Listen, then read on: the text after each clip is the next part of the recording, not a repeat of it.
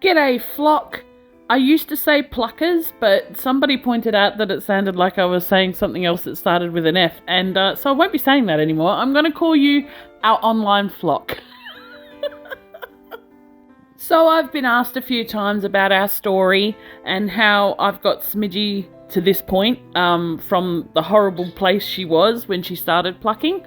So that's what I'm going to talk about today, is our story, Smidgy's story.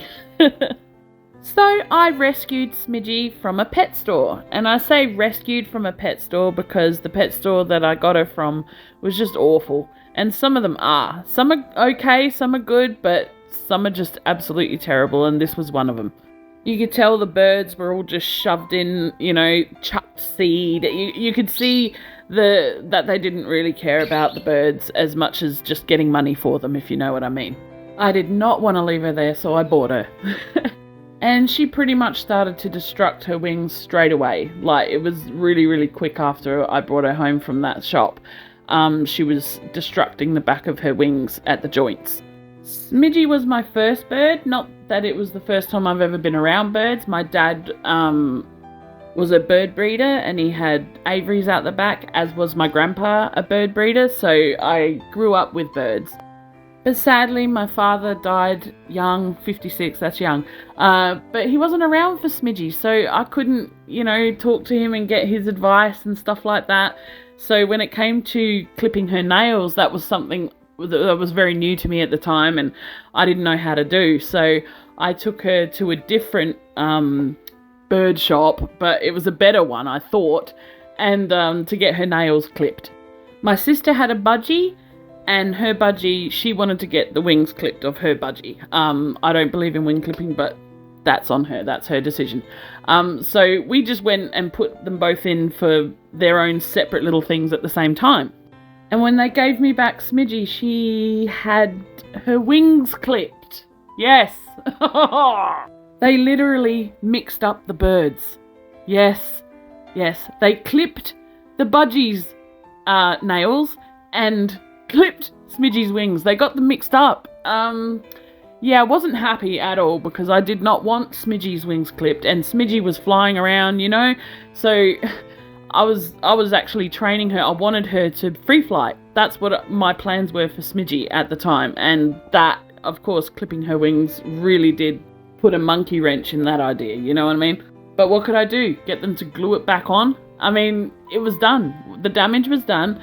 And so I went home, and from then on, that just, I think it triggered her. I don't know what happened, but from then on, it escalated. It came from just a few little chews on the back of her wings to full blown out plucking. It was feather Christmas all over the house. There were feathers just everywhere. She was just going nuts and taking them out, just plucking them out of her belly really fast.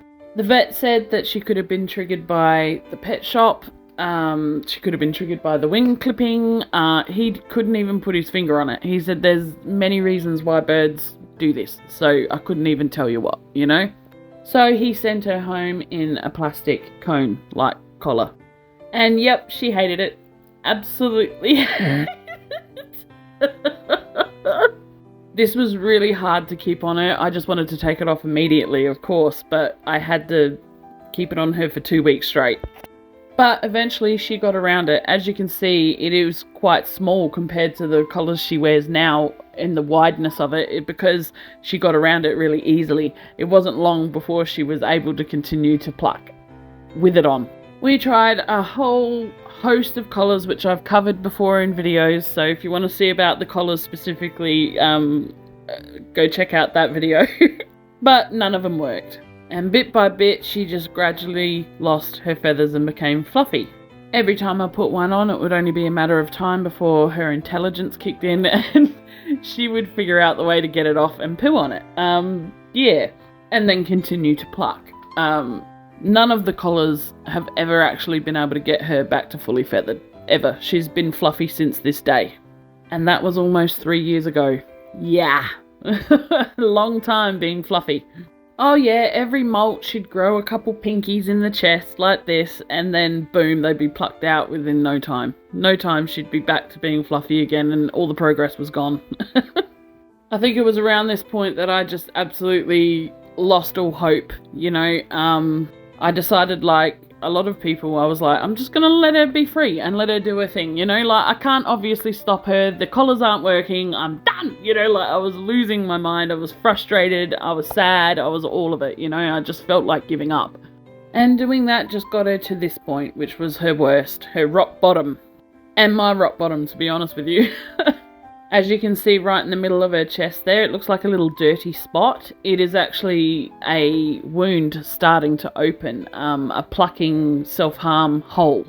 I was absolutely devastated and scared because I already knew people that had lost their birds to this plucking hole that occurs. Infection can get in quite easily, and because they're just small little birds, they're very susceptible to that and can die very easily from it. I was not going to let this happen to Smidgy, so I had to think of something. And so was born the first Smidgy collar. It was a bond sock that started it all. Yes, it was. Yep, this was the first Smidgy collar. Yes. I actually got the idea from Zaza, a friend of ours bird who wore a scrunchie round her neck, a hair scrunchie. There she is with her festive scrunchie this year. Love her. The sock collar actually lasted her a little while. She actually had that on for a bit, and then she got past it again. She worked it out. It was too flat. And from there, the collar just kept evolving into the collar that we have now. I kept tweaking it and fixing it. Every time she'd get around it, I'd fix that, I'd do this, I'd do that, until now we've got something that actually works for her. So, how do we get it on and off? I get asked that a lot, and I also get asked if I get bitten when I put it on. And at the beginning, you know, I actually got bitten more with the other collars because of the joins, because I would be spending time trying to join it, and as I'm trying to join it, she's trying to bite me, right? And she's trying to stop me doing it. But these collars are just so easy to put on. You just stretch them out and put it over their head and well, not let go like whoosh, like, you know, but, you know, release it so that it goes around their neck, and it's that quick. It's seconds. It's really quick. There's no real time for them to bite you putting it on. Taking it off might take a little bit more practice, and sure, you might get a nip, you know. I mean, I can't 100% say you'll never get bitten putting this collar on and off, you know. Absolutely, every bird is different. But as we've covered, I made these collars for Smidgy because it was a matter of life or death for her. And if I have to brave a nip in order to put this on her and help her, then I will, you know, I'll brave the nip. Perseverance is definitely key here. No, they're not going to like it around their neck. It's foreign, it's different. They don't like it, you know what I mean? Obviously, but it's for their own good, and they don't know that. We do. And 100%, yes, they get used to it. They absolutely do. As you can see here, Smidgy's pretty calm about letting me put it on and off of her. I do give her treats before and after so that she associates the collar with something positive. I mean, she's at the point now where I tap the collar and I say, off.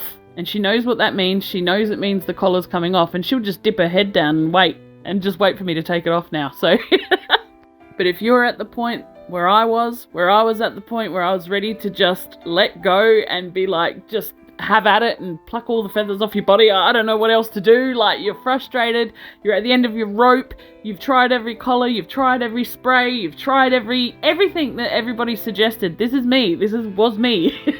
I tried everything, and I was at the end of my rope.